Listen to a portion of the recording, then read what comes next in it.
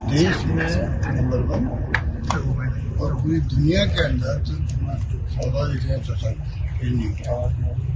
गांधी जी की मूर्ति तो मेरे ख्याल से अनेकों कंट्री में लगी है, अनेकों कंट्री में महात्मा गांधी की मूर्ति लगी है। पर म्यूजियम जो है हमारे मुल्क में भी नंबर 1 ही बना है, जयपुर बना है और बहुत शानदार मेहनत करके बनाया गया है। अब बात है कि लोग कम आते हैं, यही शिकायत मेरी सरकार से है कि उनको चाहिए इसका प्रचार प्रसार भी करें।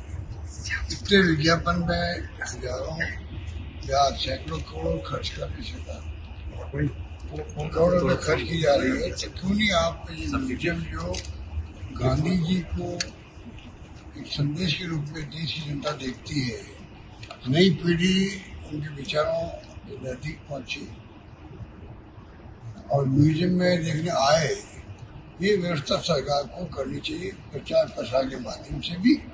और छात्रों के लिए कंसेशन तो दिया है, और सरकार को चाहिए कि व्यवस्था ऐसी करे। कम से कम 1 साल तक तो हमने स्कीम बनाई थी हमारे वक्त में, कैसे फ्री दिखे या आगे लोग फ्री देख सके म्यूजियम को। अगर वो व्यवस्था काम रहती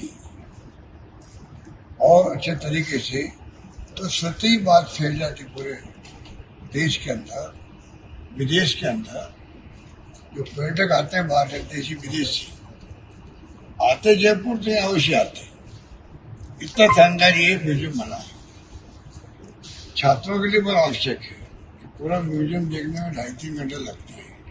अगर आप ढंग के प्रॉपर तरीके देखें तो ये मैं समझता हूँ सरकार इसमें आ जाए। मेंटेनेंस का काम मैंने देखा है, कुछ कमियां भी हैं तो उसको दूर की जा रही है। मैं उम्मीद करता हूँ कि इसमें तवज्जो देगी सरकार।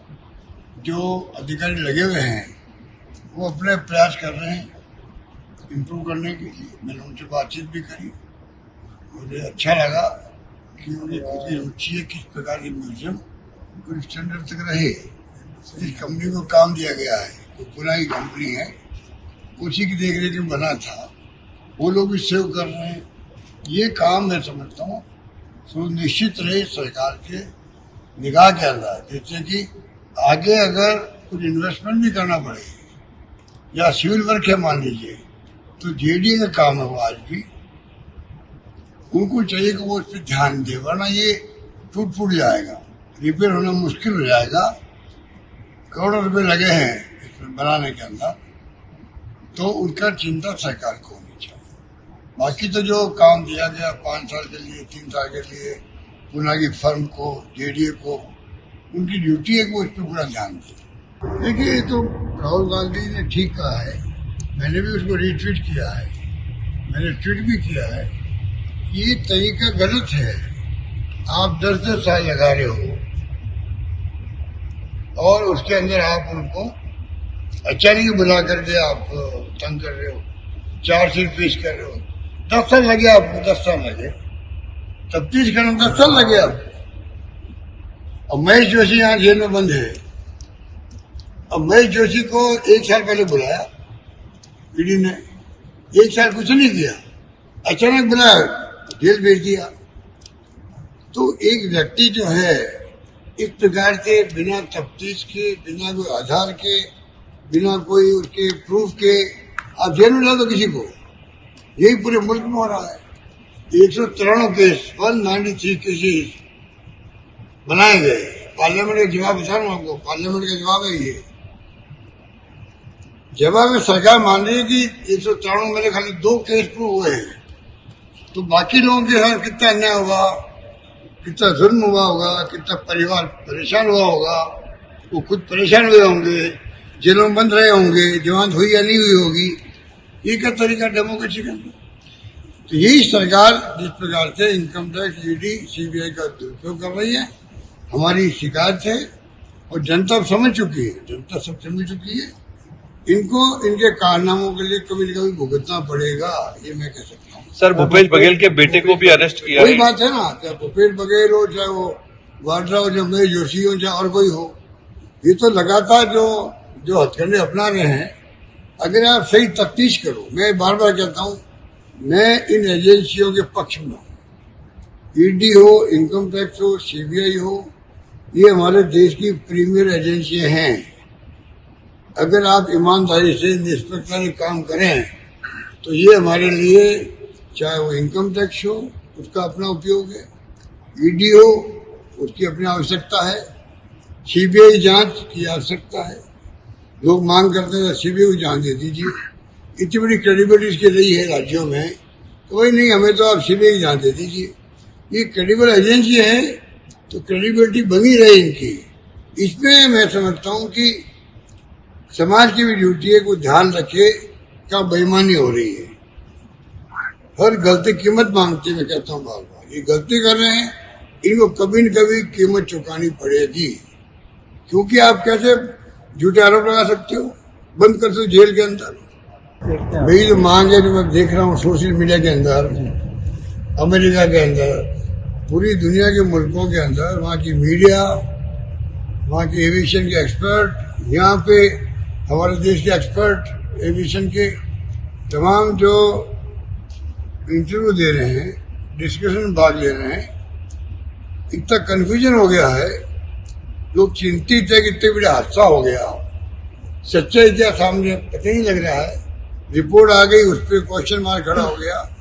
तो पहले भी हुआ ऐसा, इसके लिए जुडिशियल कमीशन बैठना चाहिए मेरी दृष्टि के अंदर। इसमें आप देखिएगा, सुप्रीम कोर्ट के रिटायर्ड जज को बैठा दीजिए, एयरफोर्स के जो एक्सपर्ट हैं, पायलट रिटायर्ड, उनको बैठा दीजिए और एक्सपर्ट बैठ जाए। मैं खुद सिविल एविएशन मिनिस्टर रहा हूँ, मुझे मालूम है कि ऐसी घटनाओं में कई प्रकार की चिंताएं होती लोगों को। तो आज पूरी दुनिया में चिंता है इसकी, जिस प्रकार का एयर क्रैश हुआ है टेक ऑफ करते ही, और जो जिस प्रकार की खबरें आ रही है, ये सब स्पष्ट होना चाहिए जिससे जनता का कॉन्फिडेंस बना रहे। ठीक मेरा मानना, वही तो इनकी फितरत है। बीजेपी में कांग्रेस में ही फर्क है। अगर उनकी जगह कांग्रेस का गृह मंत्री होता तो वो अपनी ड्यूटी समझता कि भाई जनता के प्रति मेरी ड्यूटी है। अगर विपक्ष में कोई आवाज उठी है, पूर्व मुख्यमंत्री के वक्त में ये घटना हुई थी और 3 साल हो गए हैं मर्डर जिस प्रकार हुआ कन्हैयालाल का, पूरे देश में ऐसा आक्रोश फैल गया। वो तो है, हम लोगों ने विश्वास दिलाया परिवार को, पब्लिक को, दंगे नहीं भड़ गए। वो किस्सा ऐसा था कि दंगे भड़क सकते थे, रोकना मुश्किल हो जाता सरकार के सामने। ये सब बीजेपी वाले भागे थे हैदराबाद, नेता लोग उस वक्त में। इस घटना के बाद में भाग गए। आज घटना और एक रात को जा रहे हैं, कल जा रहे हैं हैदराबाद, वो लोग थे। इसलिए ये घटना 3 साल के बाद में एनआईए, और वो तो अमित शाह जी को तो जवाब देना ही चाहिए था। गृह मंत्री है और गृह मंत्री के अंडर में आती है एनआईए, वो उसका जवाब नहीं दे। 3 साल हो गए, कोई बयान नहीं हो रहे। कोई आपका एनआईए के कोर्ट का कोई जज हमेशा छुट्टी में रहते हैं या खाली रहती जगह, खाली जगह रहती है, बयान हो नहीं पा रहे हैं, सजा हुई नहीं है। और ये जो मारने वाले थे ये बीजेपी संबंधित थे। मेरा आरोप इनके ऊपर ही है, आपने जानबूझ करके कांग्रेस को बदनाम करने के लिए तो आपने चुनाव में कैंपेन कर दिया। 5 लाख बनाम 50 लाख, झूठा कैंपेन किया। 50 लाख तो इनको मिले थे, कन्हैयालाल जी को, कन्हैयालाल के परिवार को मिले थे, और झूठा बदनाम किया। अब आप चुप हैं, क्योंकि दोनों जो मुलजिम थे, दोनों का संबंध बीजेपी से था। मैं बार-बार कई बार कह चुका हूँ। हो सकता है जानबूझ करके, इसलिए ये सवाल उठेगा बीजेपी के इनका अभियुक्तों का, आरोपियों का, इसलिए आप उसको तफ्तीश नहीं करवा रहे हो। इसका फायदा उठाए कैसे चुनाव के अंदर, उसका इंतजार किया गया। अब तो चुनाव भी निकल गए हैं, 1.5 साल हो गया उसको चुनाव निकले हुए। अब क्या दिक्कत आ रही? आपको कल कहना चाहिए था कि इसमें तफ्तीश हो रही है या कहीं कहीं कमी रही है कि नहीं रही है, या हम एक्शन करेंगे। कोई अगर लापरवाह को रहा है, कहीं लापरवाही हुई तो हम कार्रवाई करेंगे। कुछ तो कहते हैं अमित शाह।